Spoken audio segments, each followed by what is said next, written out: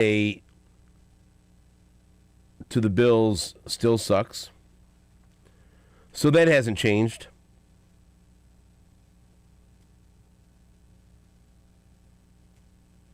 And now we have to sit and wait for almost 2 weeks for the Chiefs to get back in action in a huge game against the Denver Broncos. But we will see if the Chiefs are in action at all today, because the trade deadline is at 3 p.m. Central Time. Will the Chiefs make a move?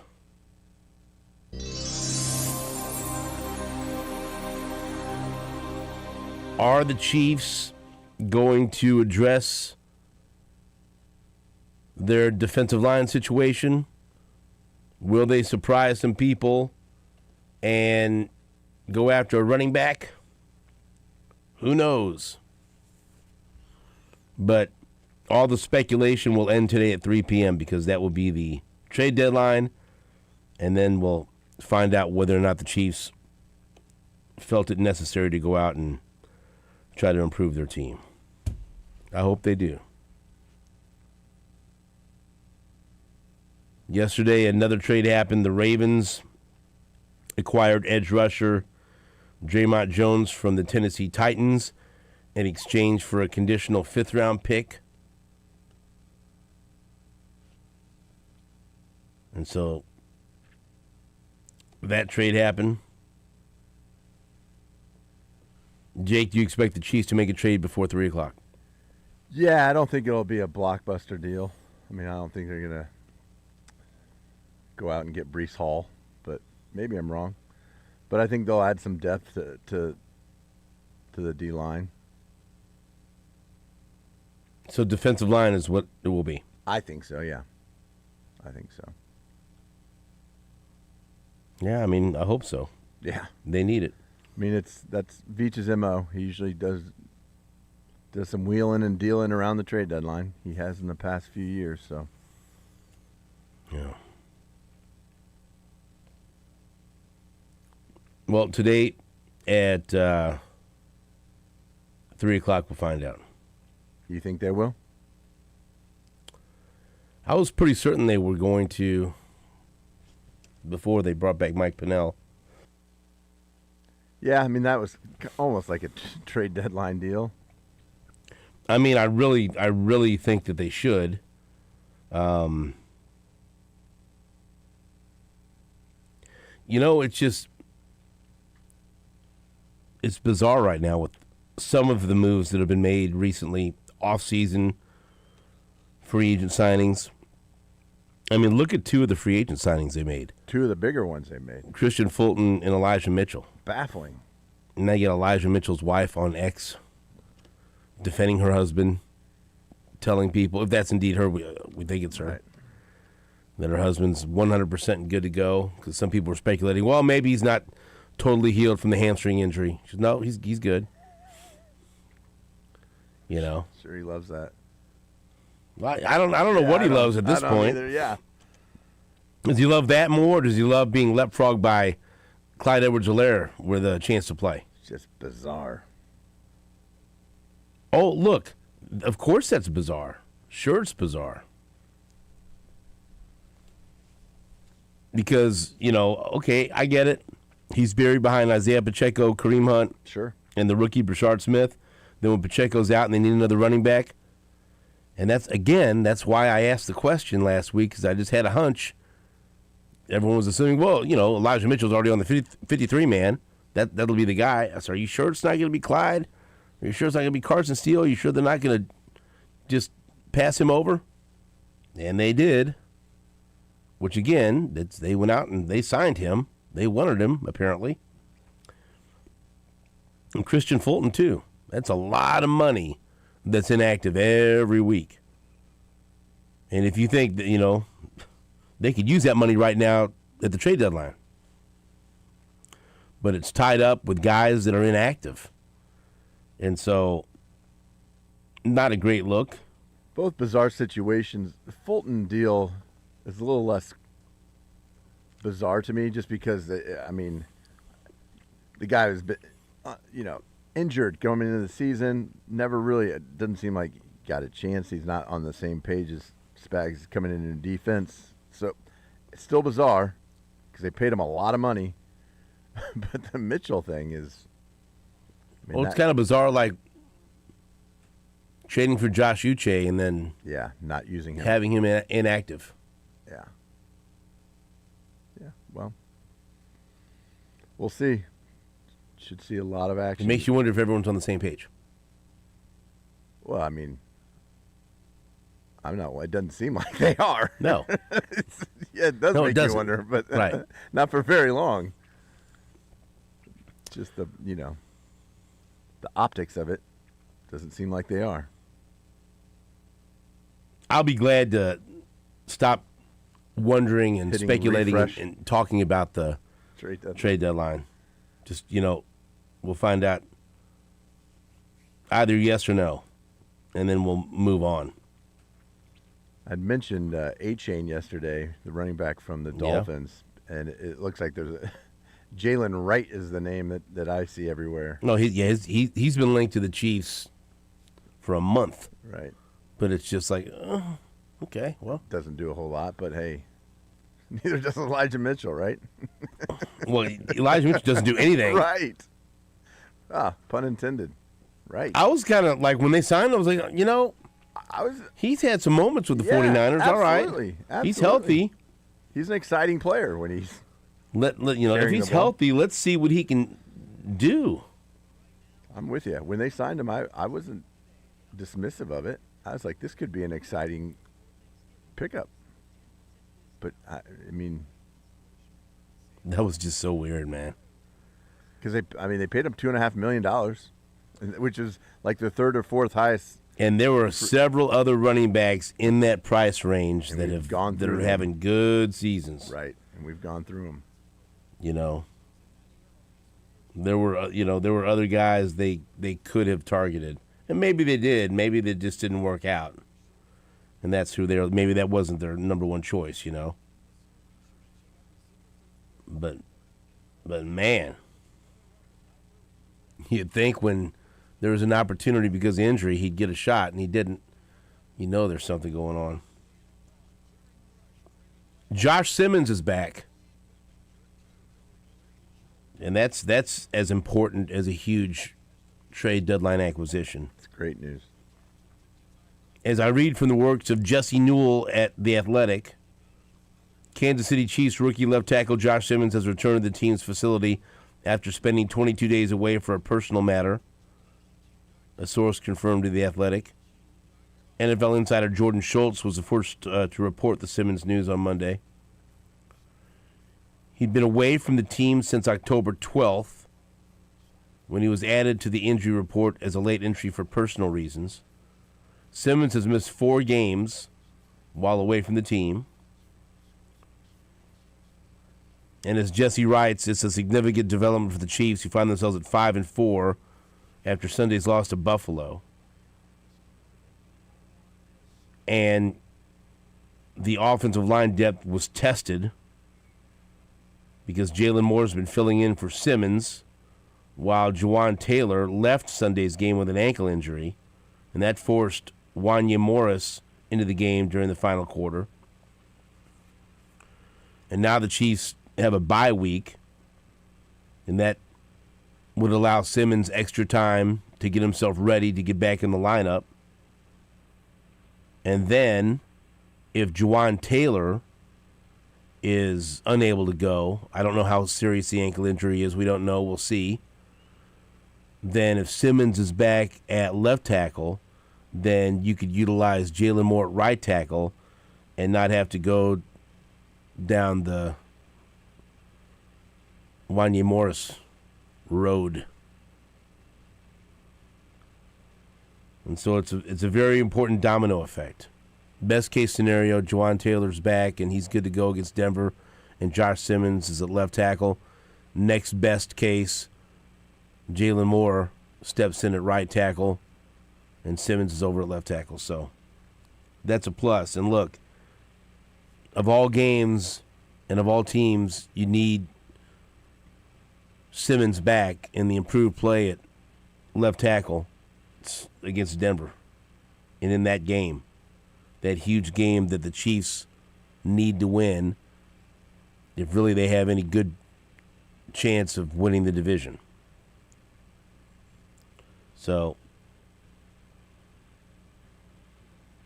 that's great news. Great news. Josh Simmons back at the facility and back with the team. Now, I will say this. It's Tuesday, November 4th. The Chiefs don't play the Broncos until Sunday, November 16th. So there's a lot of things that could happen in almost 2 weeks. So you just keep your fingers crossed and everything's good. And we'll see Josh Simmons back on the field at left tackle against the Denver Broncos in 12 days. Cardinals beat the Cowboys. Cowboys look terrible. That's good news. The Chiefs will play them on Thanksgiving.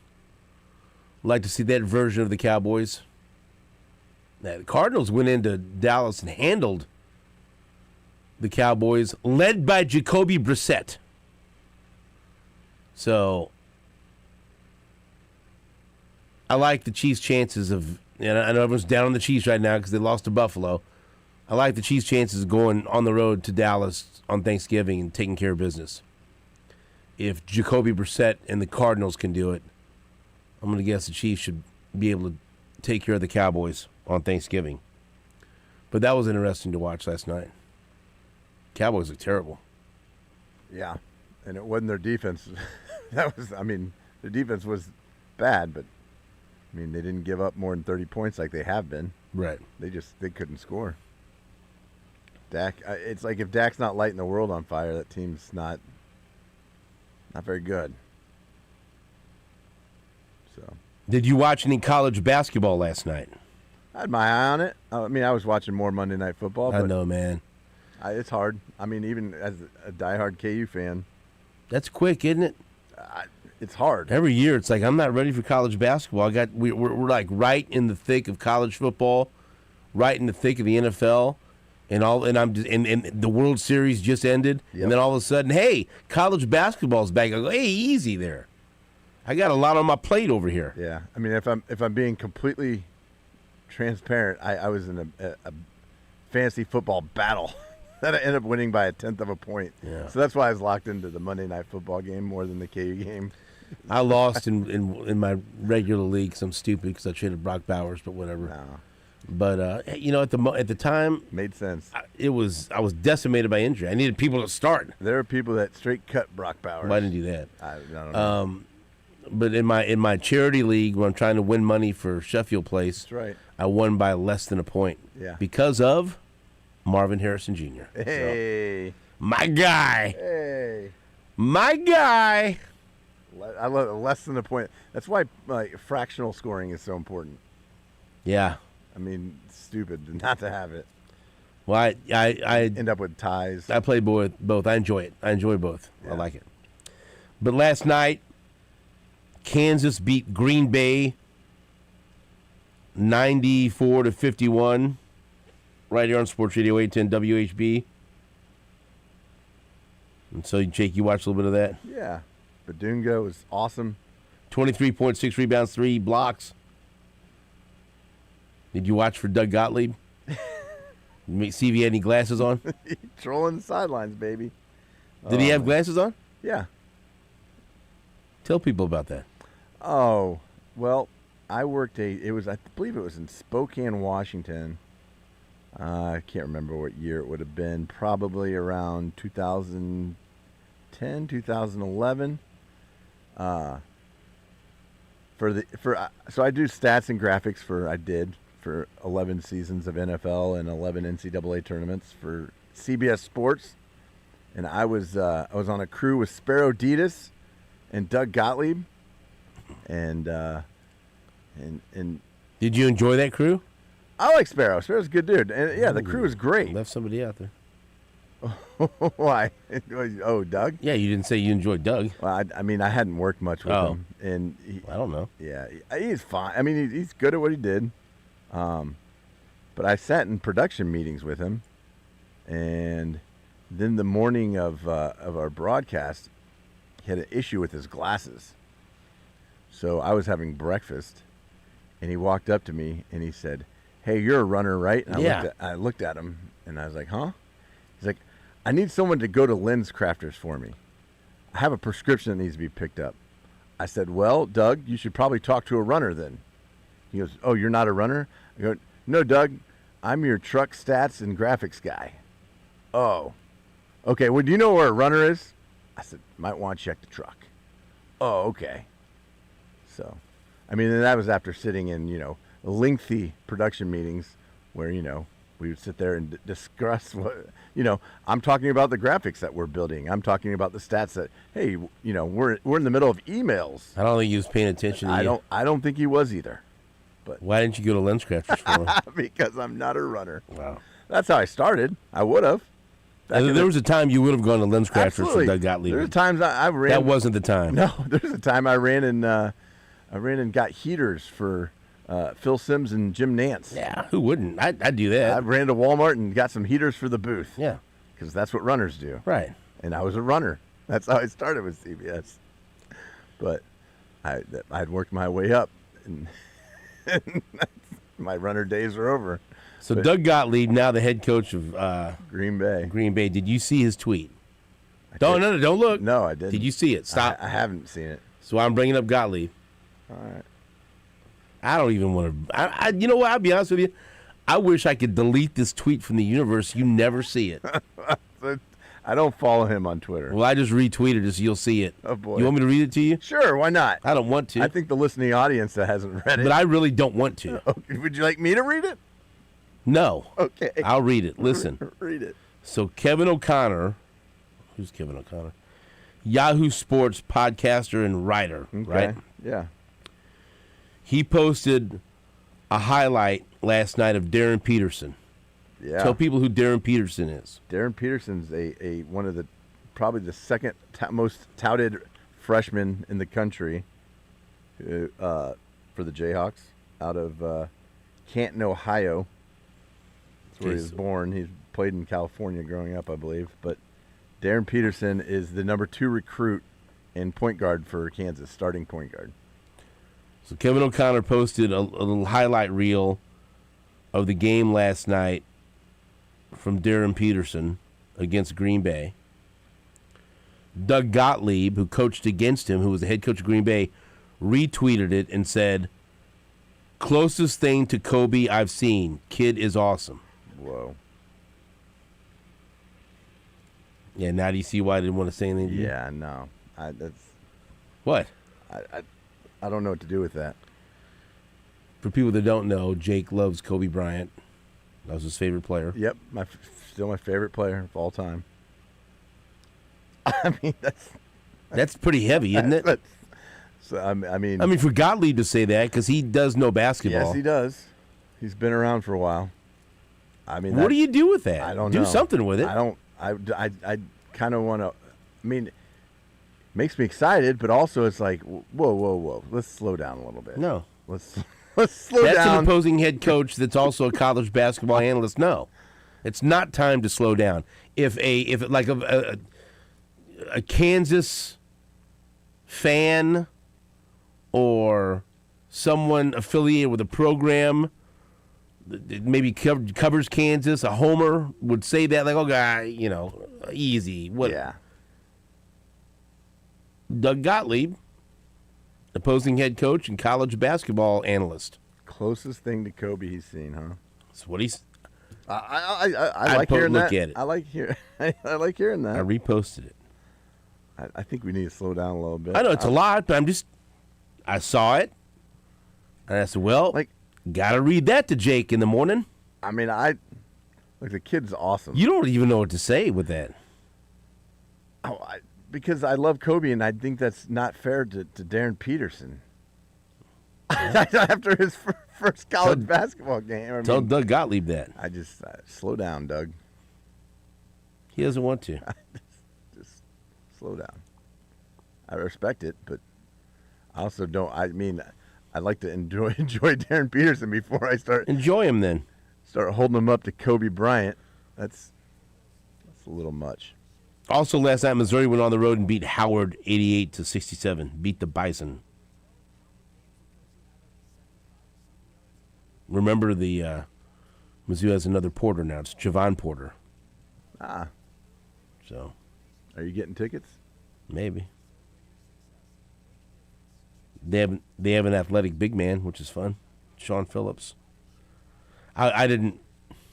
Oh, I don't want to say nothing. I should say something, but I'm not going to.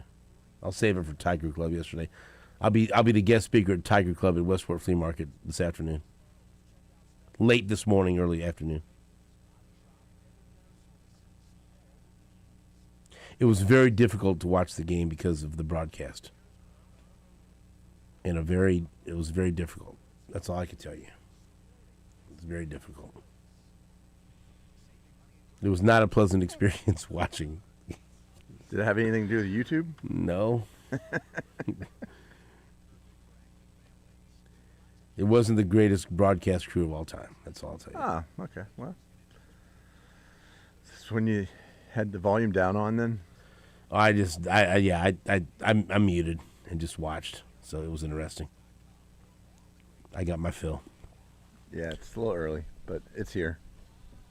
A lot of college basketball ahead of us, but we just got, everything's going on right now. Week 9 of NFL season is just finished. NFL trade deadline is today at 3. You know? Man. Darren Peterson's being compared to Kobe Bryant. Yeah. By the way, mark the date. Mark the calendar. All right. It took one day of the college basketball regular season for an opposing coach to compare Darren Peterson to Kobe Bryant. We are off and running right here on Sports Radio 810 WHB.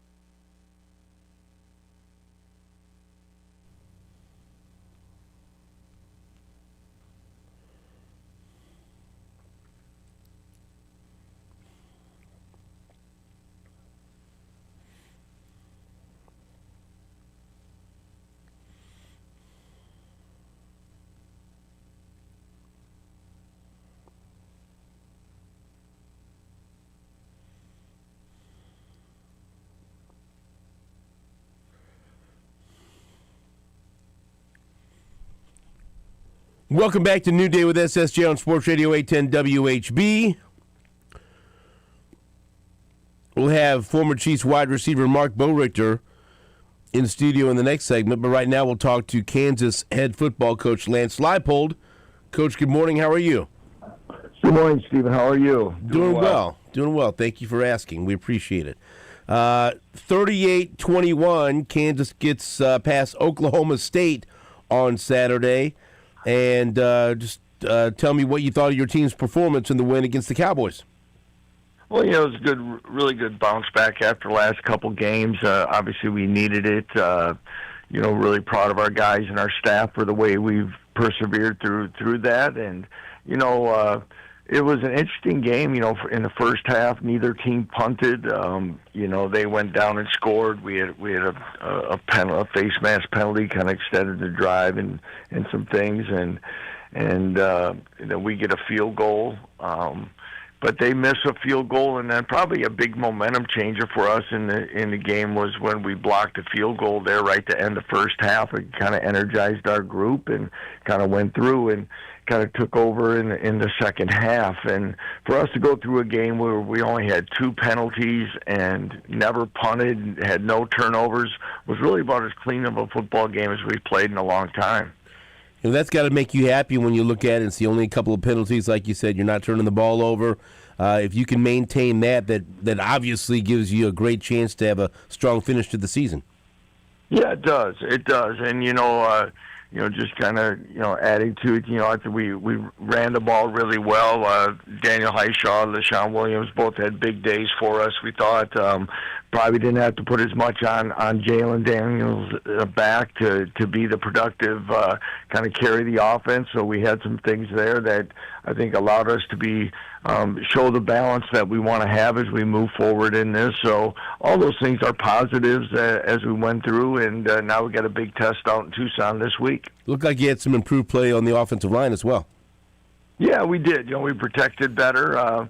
We saw a lot of blitzes and a lot of things. I think our guys have, settled in, communicated better, gave Jalen the time, opened up some holes, and all those things can boost confidence here as we head down into the last quarter of the season.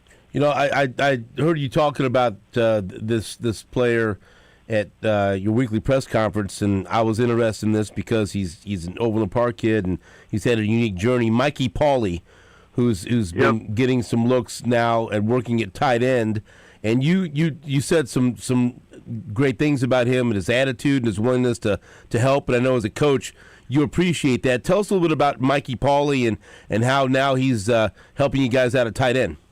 Well, Mikey's had an interesting journey. He started his career off at the University of Nebraska. Was on the football roster, but went there on a baseball scholarship.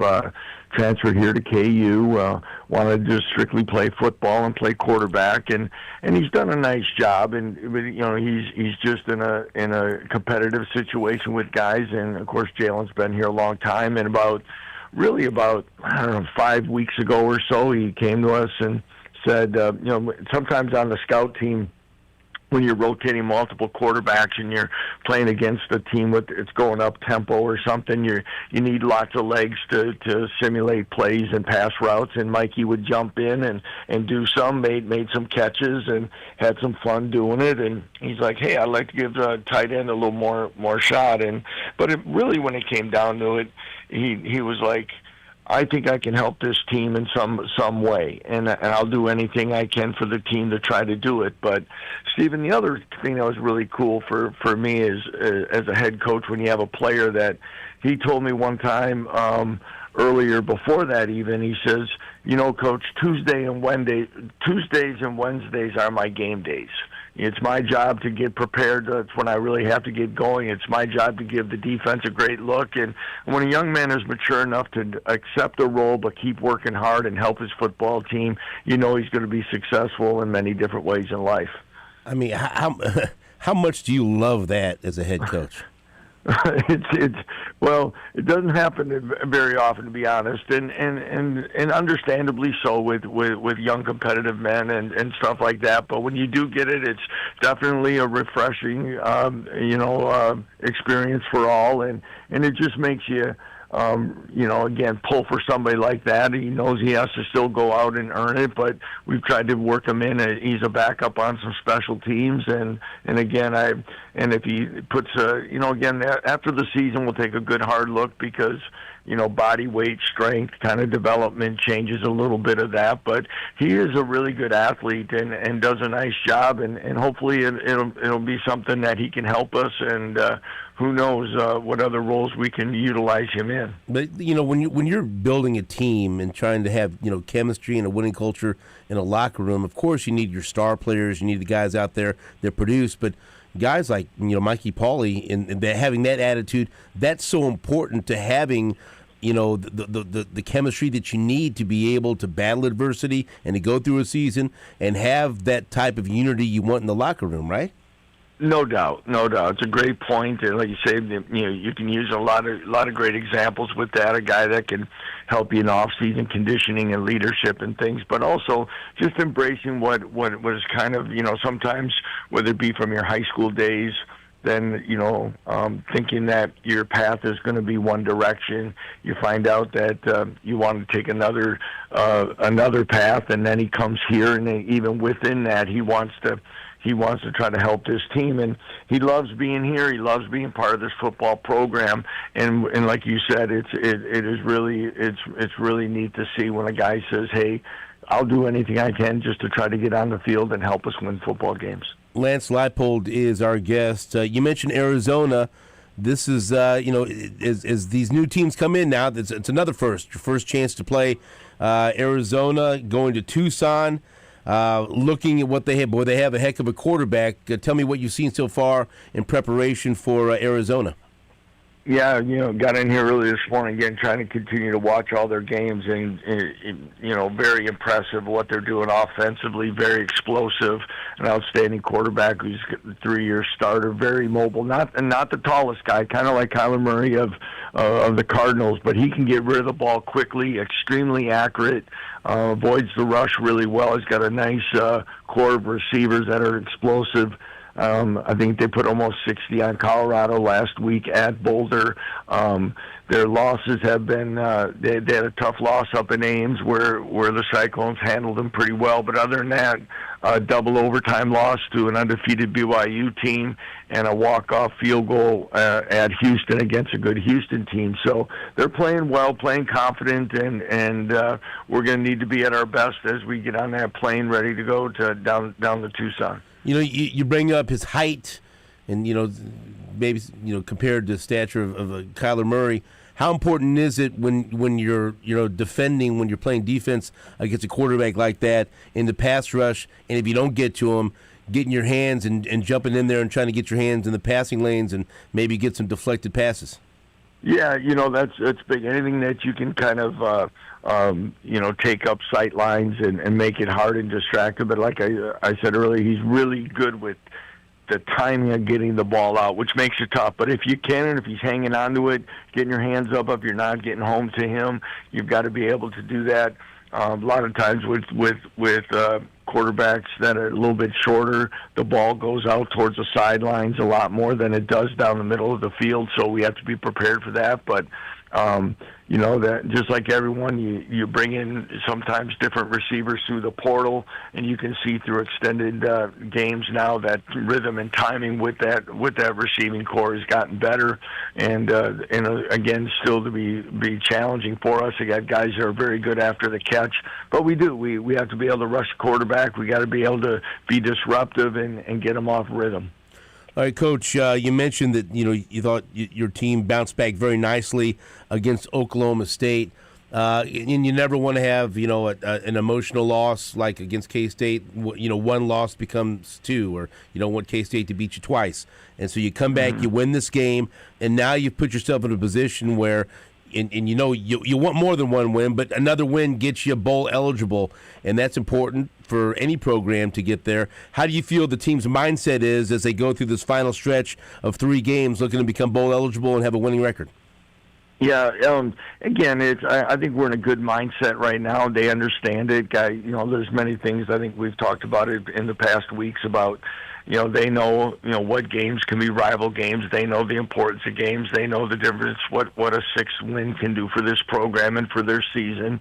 So you don't spend a lot of time elaborating on it. The things that we do know is that 2 of these 3 are on the road, and the last one's against a top 25 opponent. So these are all going to be challenging games that we have to take one day at a time and take it. But it's a good place to be for us. Like you said, bouncing back. Sometimes, when you have a disappointing loss and things don't go your way, you can't let it beat you twice and have it have a hangover effect where it lingers on, and that happens across college football. And that's why I'm really proud of how we responded last week in a game that we needed.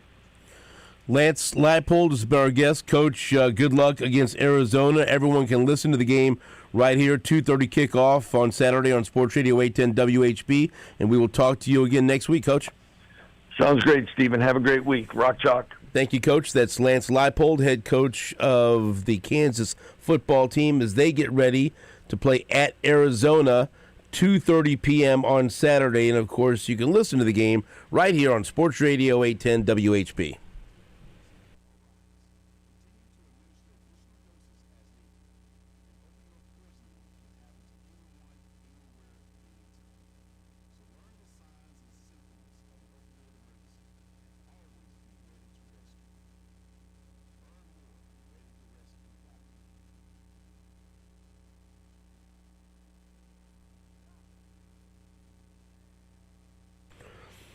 What's up, Kansas City? Stephen St. John here, and I want to tell you more about my friends at QC Kinetics. My wife has gone to QC Kinetics, and she's so happy that she did. She is very happy with the results.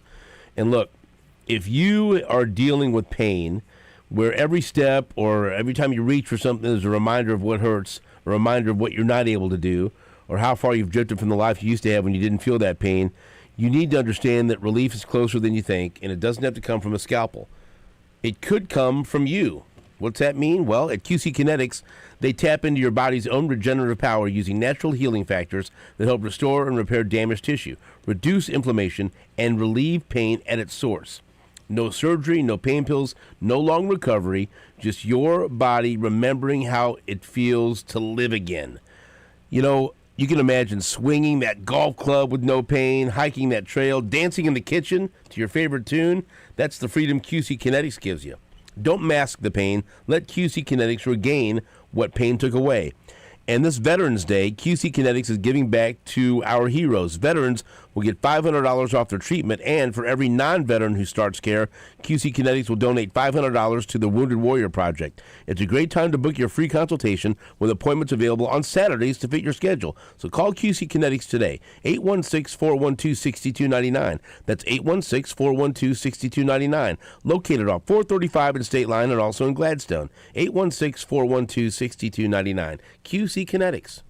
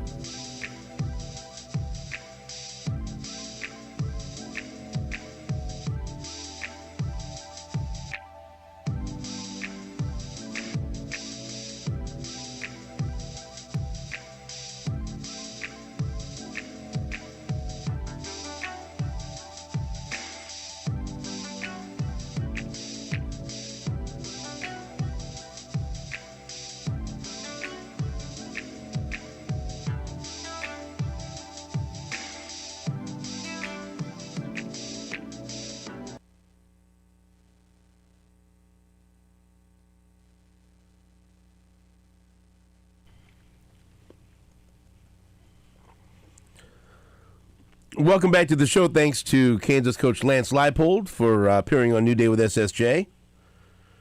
Again, Kansas at Arizona, 2:30 on Saturday, right here on 810.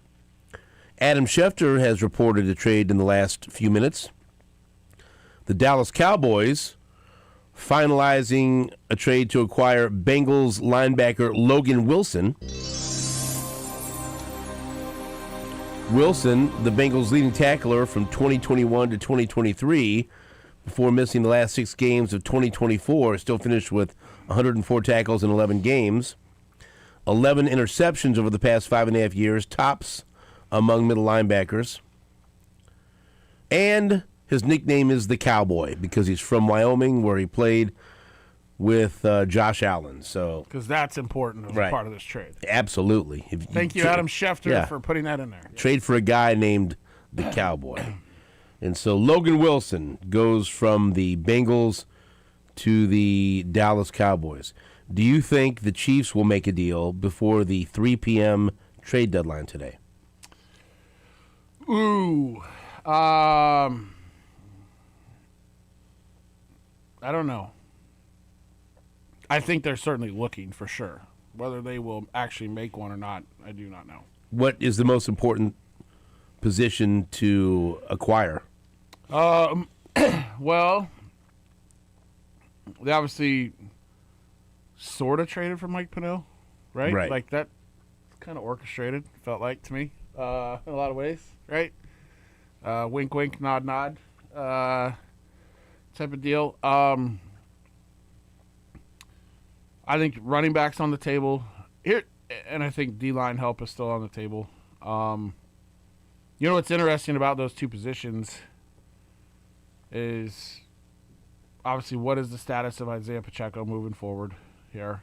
They obviously have not put him on the IR yet, correct? So he could come back at any time. You do have the bye week this week, so he gets 2 weeks to kind of heal up. Tracy Wolfson reported on X before the game that Andy Reid told her that they expect him to be back after the bye week. Yeah, which basically, I mean, that gives him 3 weeks, right, to heal up, right? Last week, this week, the bye week, and then essentially work your way back into practice for the following week. So the running back position's unique, though, because I heard you guys kind of talking about this on the way in here, was you got Elijah Mitchell, who you went and spent some money on the offseason and has been inactive the entire time, and we've heard nothing from. And so you do have an additional back there, and also they elevated Clyde Edwards-Helaire above him. So, who a lot of people probably forgot was even back here on the practice squad, myself included for a little bit. So they have bodies there, right? But is there anybody there that's really going to help them down the stretch? I do not know. So I do think if they could find somebody that's explosive there that fits in with what they want to do, they could make a move there. I think every team, a lot of times is still looking for defensive line and pass rush help. You could throw offensive line into the mix there, but this time of year, you're looking on the trade market for a veteran type guy, if it's a defensive end or a defensive lineman, who could come in and maybe get you four or five sacks over the rest of the year, right? Going to be an impact kind of situational type of player in regards to that. And so you have to have two teams that are willing to make a deal and see the same value. The other piece of that, obviously the salary cap comes into play. And then also, if you've got a guy that's, I don't want to call him disgruntled, but on a team that's not very good right now, that wants out, that maybe has 1 year left on his deal or has an expiring contract, are you going to have to pay that guy, long term as a part of everything too? So a lot of factors involved. I know Brett Veach would be looking no matter what. Typically, though, he makes some of these moves before the deadline. Or when I say before the deadline, a couple weeks before, where there's maybe not as much demand for a guy, or maybe the asking price isn't quite as high because all of a sudden people start calling the last week here. So roundabout way to answer your question, I'm not sure if they'll make a move. I think they're definitely looking, though, for sure. If you had to say, be your choice, you could add defensive line or they could add a running back. What would you lean towards? I would lean toward defensive line. That's just where I would lean. I think with, again, this has a lot to do with the health of all of the weapons on offense, but they can run enough jet sweeps, they can run enough end arounds a little bit with some of the other receivers that they've got that they're already kind of doing now, right? In a lot of ways, to try to find some explosiveness. I think they need some depth at the running back position, 100%. But I think as they get going, defensive line is to me where they need some depth. What do you think this Clyde Edwards-Helaire over Elijah Mitchell thing's all about? They went out and signed Elijah Mitchell in free agency. This is just my speculation that I think that at some point with Elijah Mitchell, I think there's again, I don't know any of this. It's just my speculation at this point. He is not a fit. They're finding out he's not a fit for this offense, or he doesn't understand this offense. I'm just going to say it. That's the only thing I can see. And if you're putting Clyde Edwards-Helaire over there, obviously he was in this system for quite a while, knows it. To me, there just seems to be an understanding of this offense or an unwillingness on his part to maybe accept his role, too. Again, these are all speculation, right, of myself just saying, hey, what could this be? Because it's bizarre. Bizarre is correct. I don't know, man. I mean, when you look at Christian Fulton, okay, on the defensive side, a guy that was hurt a lot of the offseason when he got in here, then Steve Spagnuolo said he's really not up to speed with what they're doing defensively. That makes a little bit more sense. Now, he's still not up to speed, and they've said that about him. From the mental side and understanding and working in with all of that. So that makes a little bit more sense because he was injured coming into it. But when's he going to be up to speed? We're sitting here in November now. That's where I'm going with this. At some point, you got to figure it out. And that's on the player. We've got former Chiefs wide receiver Mark Bowrichter in studio. We'll be right back after this on WHP.